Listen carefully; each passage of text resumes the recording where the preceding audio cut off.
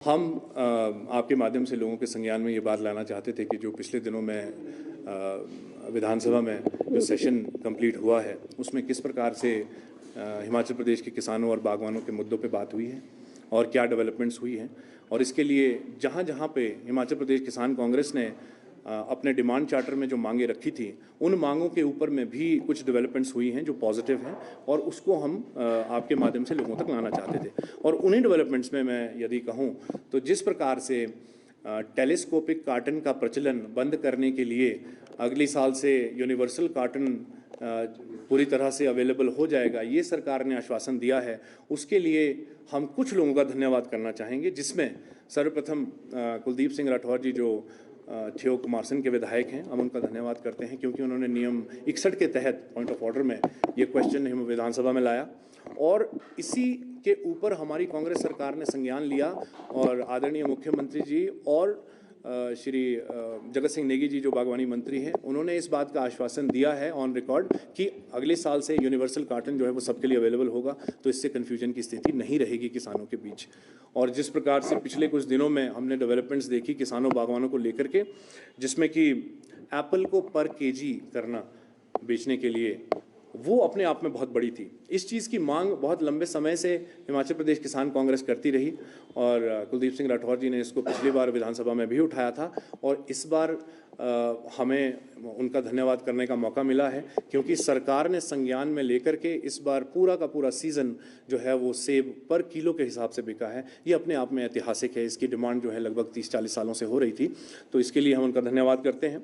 अदानी के रेट्स जो थे वो कभी भी मार्केट में सही नहीं होते थे, परंतु इस बार कुलदीप सिंह राठौर जी ने जिस प्रकार से उनको घेरा और उन्होंने 5 दिनों के अंदर ही उन दामों को बढ़ाया, उससे बहुत किसानों बागवानों को फ़ायदा हुआ है। हम उसका भी उनका धन्यवाद करते हैं।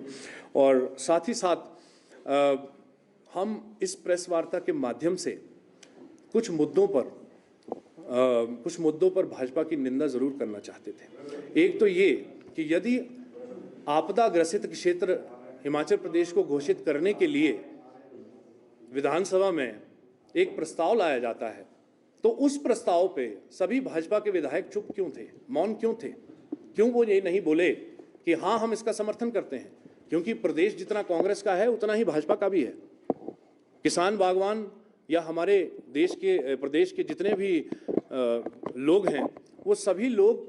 ये चीज़ 5 साल तक याद नहीं रखते कि उन्होंने किसको वोट दिया। सरकार का काम है अपना कार्य करना, परंतु विधानसभा के अंदर में जब प्रदेश हित की बात होती है तो उसमें कांग्रेस भाजपा सभी को मिल करके एक आवाज़ में वो बात करनी चाहिए थी, जो नहीं हुई, जो हमने देखी। तो इसके लिए हम भाजपा के जितने भी विधायक हैं यहाँ उनकी निंदा करते हैं कि उन्होंने हिमाचल प्रदेश को आपदा ग्रसित क्षेत्र घोषित करने के लिए अपनी आवाज़ नहीं उठाई।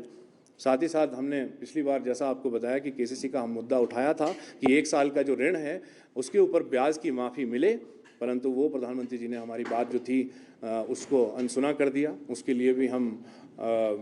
भी हम बहुत आहत हैं, जितने भी हिमाचल प्रदेश के किसान बागवान हैं, क्योंकि यदि वो 1 साल के ब्याज की हमें रिमिशन मिलती, माफ़ी मिलती, तो इससे सभी किसानों बागवानों का फ़ायदा होता। और साथ ही साथ 12,000 करोड़ रुपए की आपदा का आंकलन हुआ है और मैं देख रहा हूं कि किस प्रकार से भाजपा के सभी नेता आगे आते हैं और वो कहते हैं इतना आ गया है केंद्र सरकार से, इतने 100 करोड़ आ गए हैं। हम उसके लिए धन्यवाद करते हैं जो आ रहा है। यदि पीडब्ल्यूडी विभाग में 2700 करोड़ के लगभग आया है तो वो अच्छी बात है,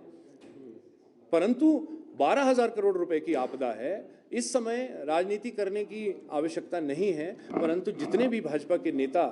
प्रदेश के हैं उनको केंद्र में जाकर के, आदरणीय सुखविंदर सिंह सुक्खू जी भी केंद्र में गए, G20 की मीटिंग हुई वो वहाँ भी गए और वो हमारे लिए एक गौरवान्वित क्षण था, हमने उसकी निंदा नहीं करी।